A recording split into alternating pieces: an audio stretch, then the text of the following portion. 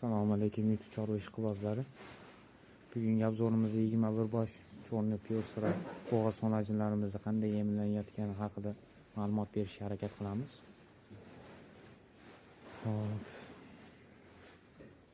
Bitta bo'g'oz xonajinimiz bir mahalla 10 kilo 12 kilo atrofida silyoz, 2 kilo kepek, 1 kilo kunjara, 10 gram atrofida osh tuzi yeyapti hozirgi paytda. Osh tuzi nima uchun berilyapti degan savol bo'lishi mumkin.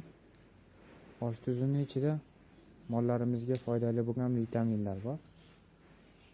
Birinchisi shu vitaminlar uchun berilyapti. Ikkinchisi tuz ishtahani ochadi. Uchinchisi molni chanqatadi tuz. Mol chanqagandan keyin ko'p suv ichadi. Ko'p suv ichgan mol yana ham yaxshi hazm qilishi, o'ziga olishi yaxshilanadi.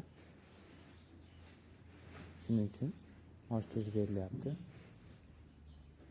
Kunjara kepi aralashmani yeb turibdi. Bir kunda bir mahalda shunaqa bo'ladi.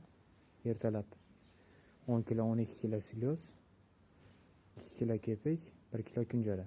Kech payt ham xuddi shunday. 10 kilo 12 kilo silyoz, 2 kilo kepek, 1 kilo kunjara. Kunda kunora bir mahal pashti 10 gramdan, bir dona mol 10 gram atrofida tuz yeydi. Bir mahal, faqat bir mahal kunda kunora.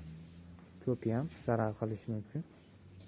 Ko'paytirmagan holatda yengil berib turilsa zarar qilmaydi, foydasi bor.